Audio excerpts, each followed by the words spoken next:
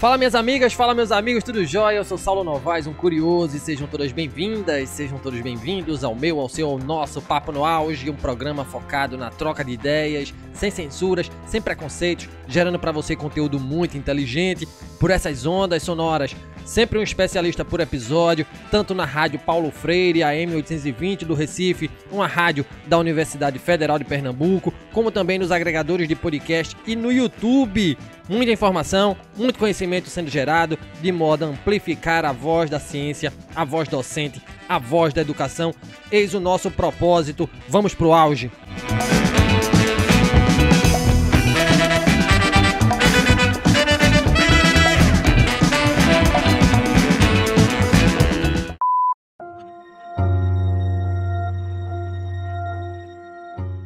Vem se aproximando a Páscoa e o podcast Papo no Auge discute um tema simbólico: morte e vida. Para além de discutirmos aqui o conceito de morte e de vida à luz das religiosidades, nosso intuito é olhar essa temática pelo prisma científico, educacional. Fato é que nesse mundo nada é certo, com exceção da morte. E esta nos afeta profundamente de diferentes formas. Para a filosofia, por exemplo, o tema morte é recorrente. Na verdade, muitos dizem que não existiria filosofia se não fosse a necessidade que temos de entender a morte e racionalizá-la para, enfim, podermos aceitá-la e convivermos com essa que é a única certeza que temos em vida. A morte é um tema recorrente também nas ciências sociais e na história. Na antropologia, ela tem sido explorada com certa centralidade exatamente por surgir como sendo uma porta de entrada para a compreensão das formas de reprodução da vida social. Todas as sociedades, independentemente de sua condição histórica, dedicam partes significativas de seu tempo ao tratamento daqueles que morreram. Não há morte sem ritos de morte, porque os ritos são a forma indispensável para exprimir e solidificar os vínculos, suscitar a partilha de emoções, valorizar certas situações, assegurar e reforçar a coesão social.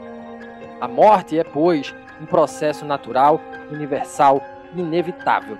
No entanto, nós humanos não estamos preparados para enfrentar a finitude da vida. Falar em morte ou saber que alguém de quem gostamos morreu é sempre difícil por envolver uma série de emoções e sentimentos, independente da idade que se tenha.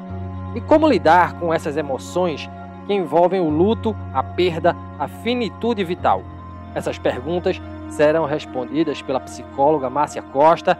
A Márcia possui residência em oncologia, é especialista em psicologia clínica com abordagem psicanalítica e especialista em cuidados paliativos. É mestranda em bioética pela PUC do Paraná, possui formação complementar em aconselhamento a enlutados e luto infantil. Atualmente é psicóloga hospitalar no Centro Hospitalar Unimed Joinville, em Santa Catarina, nas áreas de oncologia e cuidados paliativos, além de ser professora de cursos de pós-graduação e supervisora de profissionais de saúde. E seja bem-vinda, professora Márcia, ao Papo no Auge. Gratidão por nos brindar com seu conhecimento. E de pronto eu te pergunto, professora, por que você enveredou pelos caminhos da mente e emoções humanas? Por que ser professora? Por que lidar com as dores das perdas? E mais uma vez, seja bem-vinda ao Papo no Auge. Saulo, eu que agradeço muito o convite e a abertura para esse espaço dessa discussão que ela é tão importante. Então, os caminhos na minha vida, eles foram sendo construídos ao longo da minha história pessoal. Então, a partir do meu interesse por esses temas, né, pelas temáticas do meu trabalho também, com as minhas próprias emoções, com a complexidade das relações aí que foram se estabelecendo na minha vida. E eu entrei na graduação aberta para conhecer as áreas dentro da psicologia. Então, na época, nós entramos muito crus na faculdade, e, entretanto, ao longo do curso, eu fui visualizando com mais atenção o trabalho da psicologia hospitalar. E isso foi crescendo à medida que eu conheci também o trabalho com a oncologia, com os cuidados paliativos e a bioética, e é dessa forma que eu sigo até hoje, né? Então, sobre o meu relacionamento também com a docência, né, acho que ela vem em consequência desse processo todo.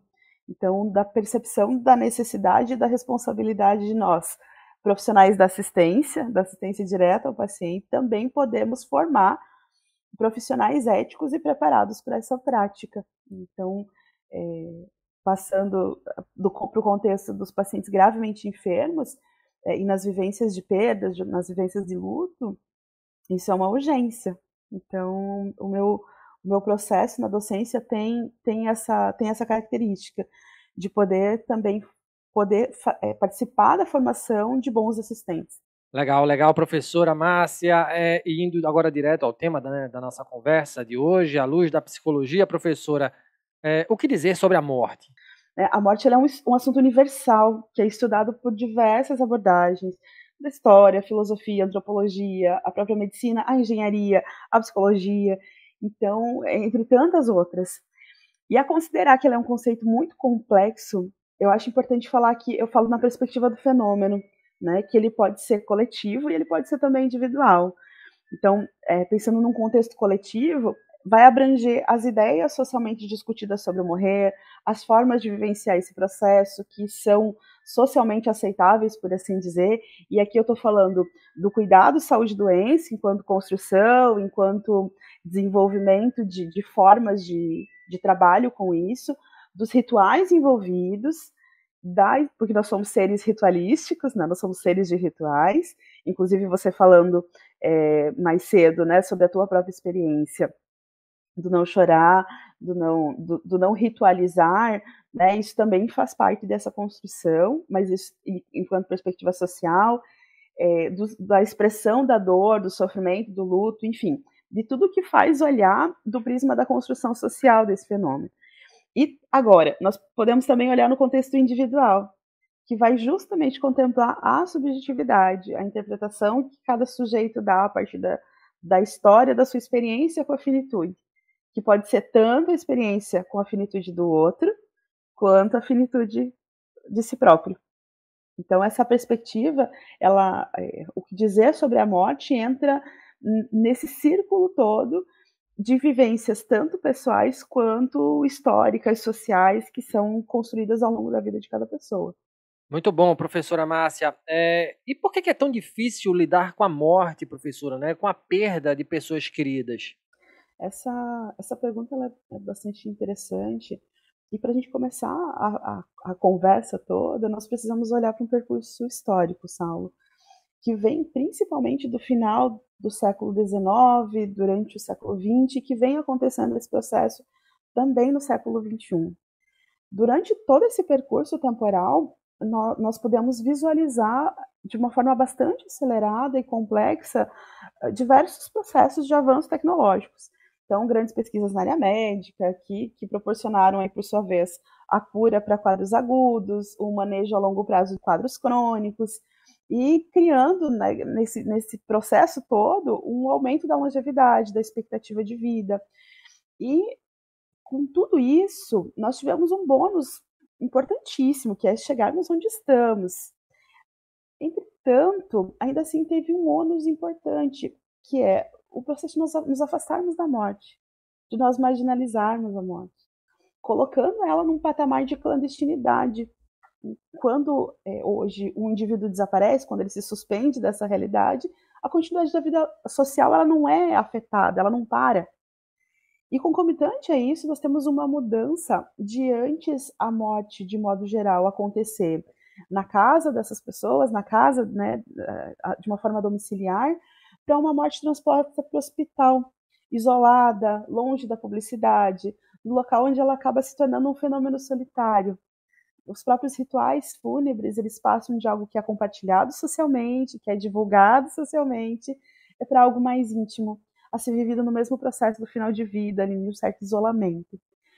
No século XX também, aí a gente ainda sofre muita influência disso, aparece com muita força a ideia da morte enquanto fracasso terapêutico, né? Visto que tantas tecnologias, então, sendo inventadas e aprimoradas para o prolongamento da vida, morrer vira uma antítese dos valores sociais do tempo, né? Do tempo que estamos vivendo.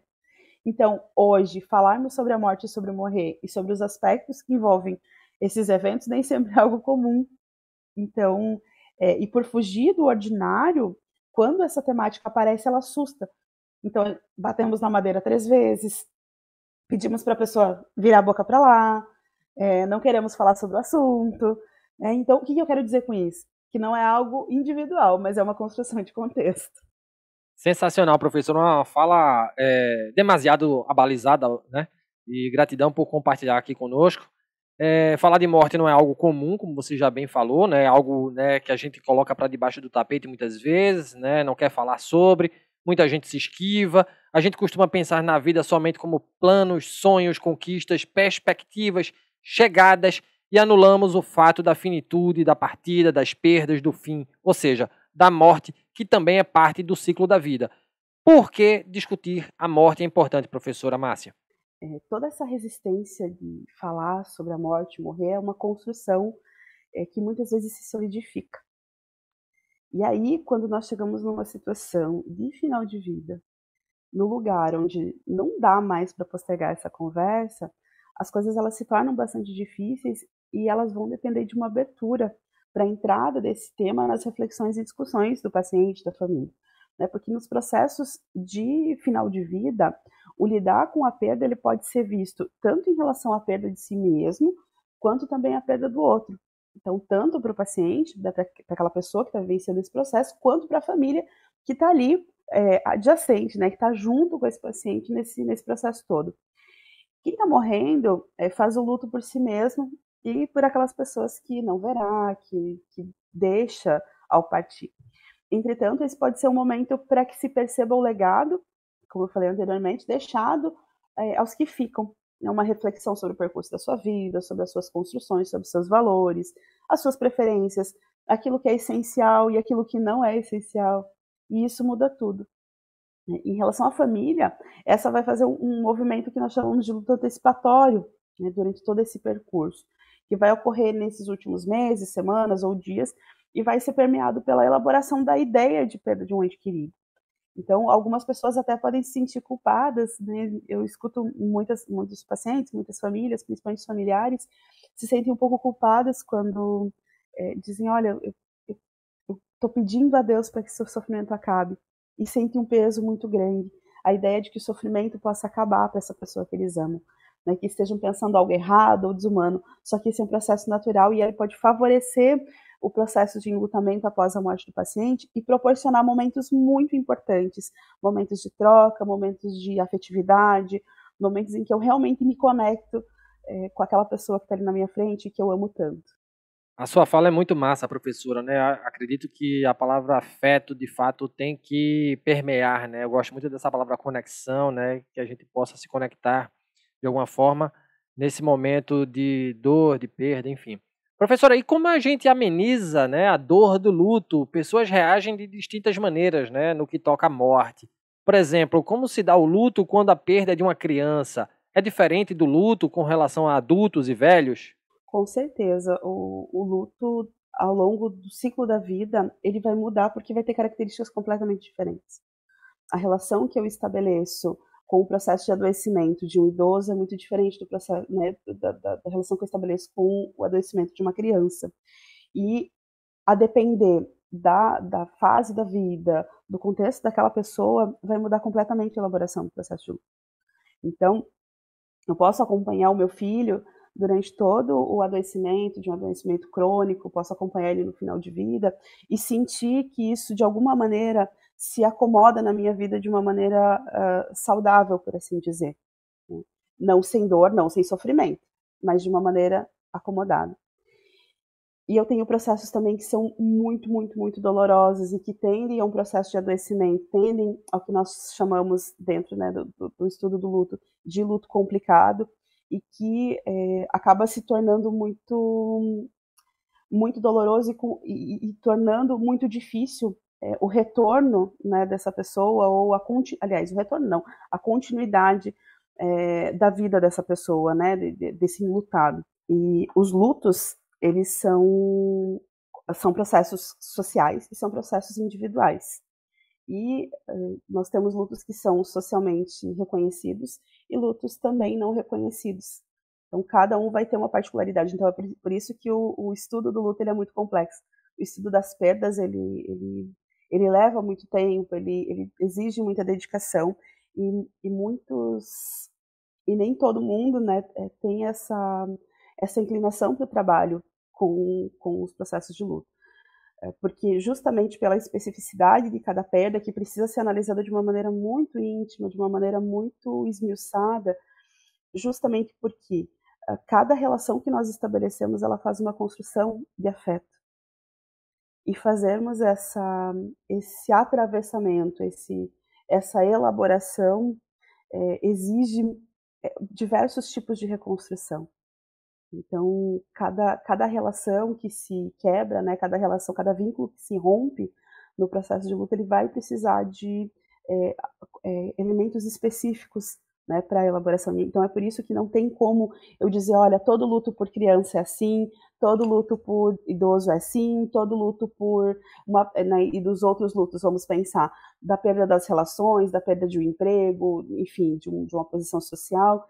Então, cada um vai ter a sua especificidade, assim como nos processos de morte, né, dos lutos por morte. Então, o luto por um animal de estimação, o luto da perda pelo suicídio, a questão do luto pela perda gestacional, então, o luto do homem. Né? Então, são diversas formas de entender esse fenômeno e que revelam cada vez mais o quanto nós somos complexos e o quanto precisamos olhar para isso de uma forma individualizada, de uma forma singular. Sim, nós temos ideias sobre processos emocionais que acontecem ao longo do luto, porém, cada um desses processos vai ser individual, vai ser vivido de uma forma. Então, até por isso que nós não temos essa ideia do tempo, né, de quanto tempo a gente leva para aceitar ou para superar. Não gosto dessa ideia de aceitar ou superar. Não, a gente não supera, a gente não esquece. Né? Nós nos adaptamos à falta de. Então, não existe um tempo para isso. E sobre cuidados paliativos, professora, a gente sabe que há mortes que nos pegam de sobressaltos, né, são repentinas, há mortes, por outro lado, que nos são, digamos, conscientes, seja no caso de um parente com uma doença terminal, seja em caso de velhice adiantada. No tocante a essa morte já sabida, como lidar com esse processo de perda? Onde e como entram os cuidados paliativos, professora Márcia? Então, a morte anunciada, né, como você mesmo colocou, ela faz parte de um processo de adoecimento crônico, né, de modo geral ameaçador da vida, e que pode, no percurso da sua ocorrência, trazer desconfortos e sofrimentos a um paciente e a sua família. E quando eu falo de paciente com doença crônica aqui, eu coloco pessoas de todas as idades, ou seja, nós podemos sim cuidar de bebezinhos recém-nascidos, nós podemos cuidar de crianças, adolescentes, adultos, idosos nessa condição. E é aí que entram os cuidados paliativos. Paliativo vem de pallium, que significa manto, proteção. Né? Então, essa é a perspectiva. Os cuidados paliativos, eles são cuidados de proteção à pessoa na sua integralidade, que vão reconhecer que sintomas físicos, sim, são estressantes e precisam de um cuidado de uma maneira muito direta e impecável. Entretanto, nós somos mais do que nosso corpo físico. E é importante que o cuidado com o sofrimento emocional, espiritual, social e todos os sofrimentos nas dimensões da vida de quem adoece e seu entorno sejam valorizadas e igualmente tratadas.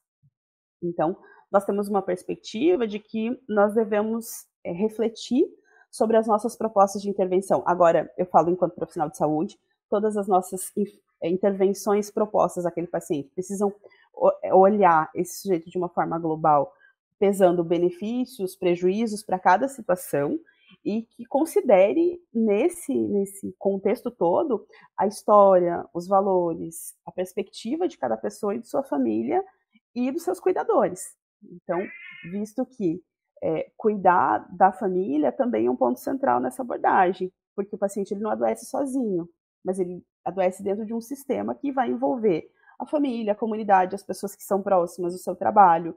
Então, mesmo quando o desfecho é a morte daquele paciente, a família ainda ela continua sendo cuidada em todo o seu processo de luto.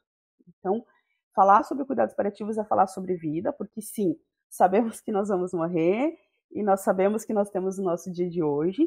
Entretanto, o espaço entre essas duas datas é o que move a vida e que precisa ser vivido em sua plenitude, né? A cada dia, com qualidade, com satisfação, com dignidade. E é por isso que os cuidados paliativos, eles são, o trabalho com cuidados paliativos é um trabalho complexo, porque ele é individualizado e olha as singularidades de cada condição, de cada pessoa, de cada família, de cada contexto.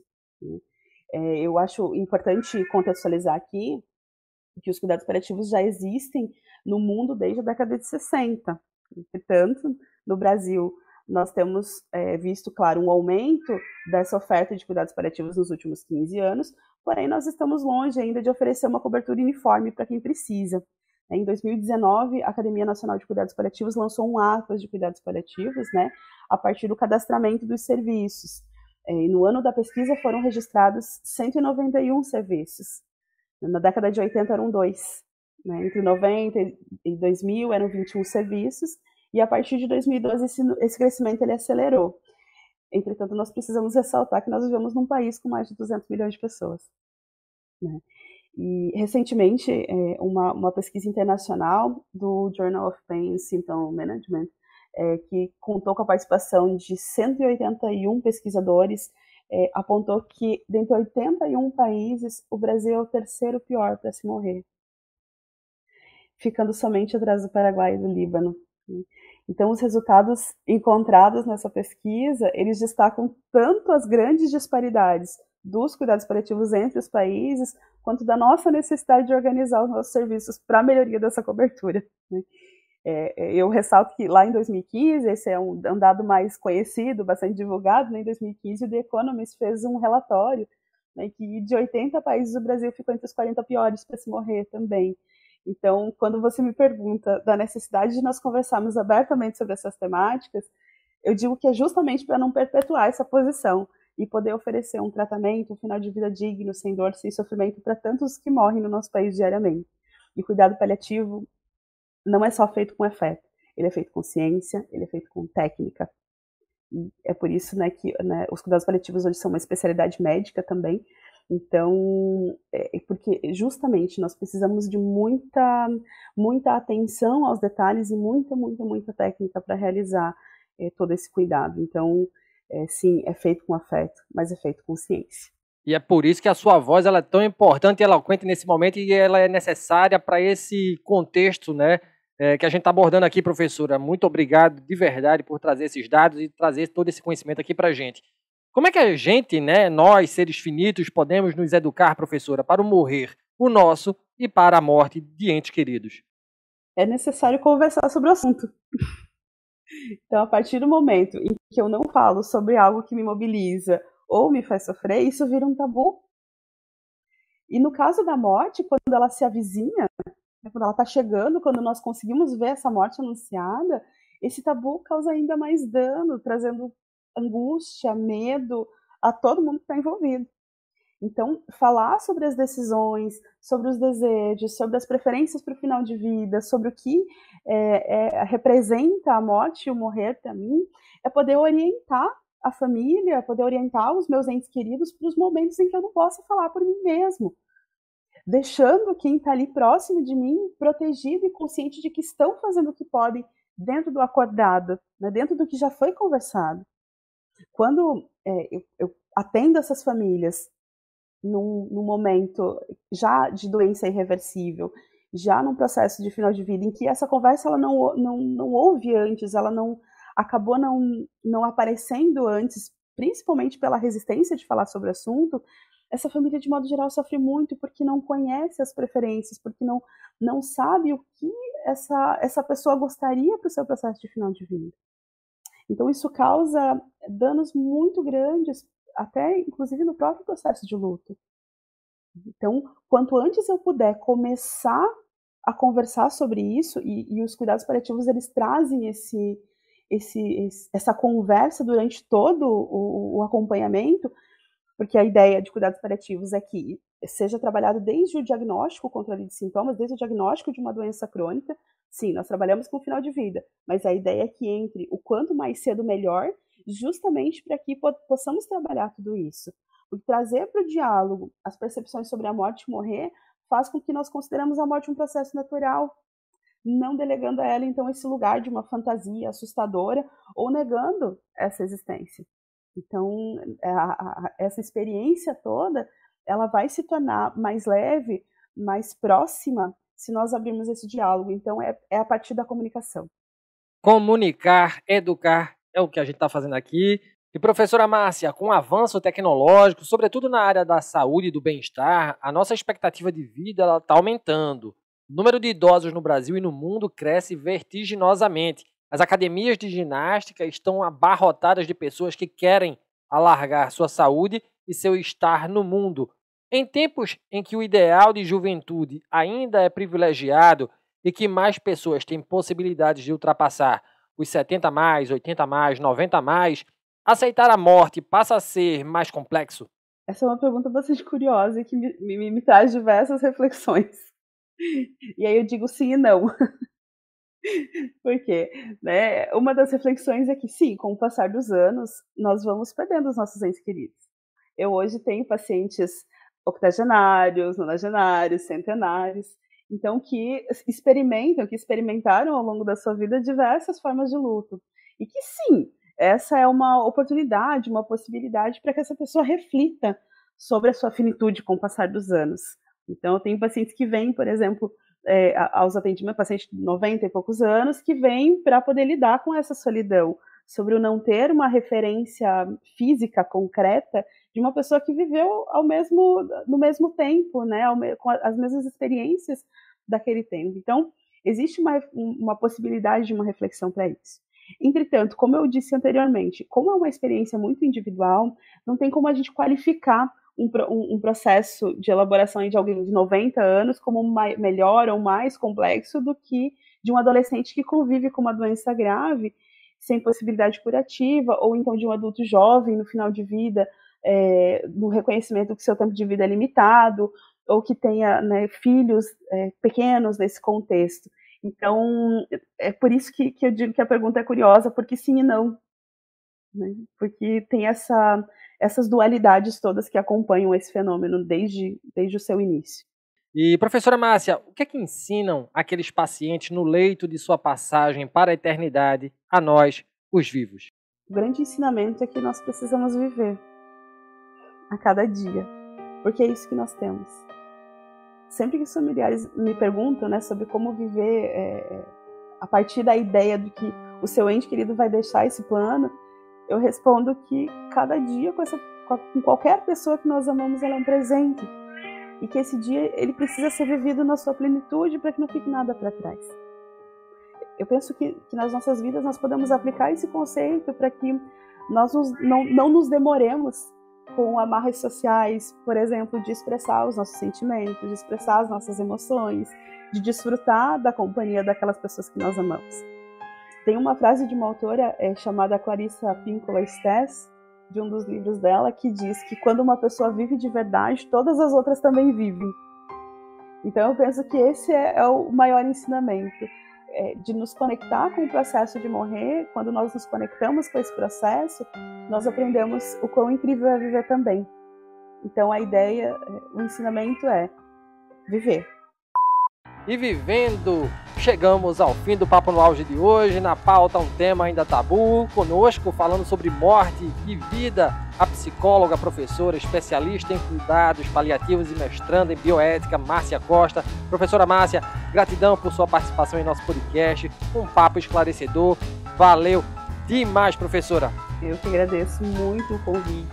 Então, é necessário que nós ocupemos esses espaços para falar sobre essas temáticas relacionadas tanto à saúde, ao adoecimento, à finitude, num contexto amplo, principalmente num contexto educacional. Os cuidados paliativos também trazem essa perspectiva educacional, porque a partir do momento em que eu tenho um conhecimento, em que eu tenho uma prática, em que eu sei dos benefícios, eu sei da importância, eu sei do quanto isso pode ser interessante, importante para alguém, eu tenho a responsabilidade também de disseminar esse conhecimento. Então, eu acho que o teu podcast, esse espaço que você abre aqui, ele é um espaço também de partilha, de nós fazermos esse papel social também da educação. Então, eu agradeço muito aí esse tempo de partilha, esse tempo de conversa, e vamos seguindo junto e vivendo. É isso aí, professora. Vamos vivendo e aprendendo. E lembra vocês que nos escutam, além do Papo no Auge estar na Rádio Paulo Freire, uma rádio da Universidade Federal de Pernambuco, estamos também nos agregadores de podcast e no YouTube.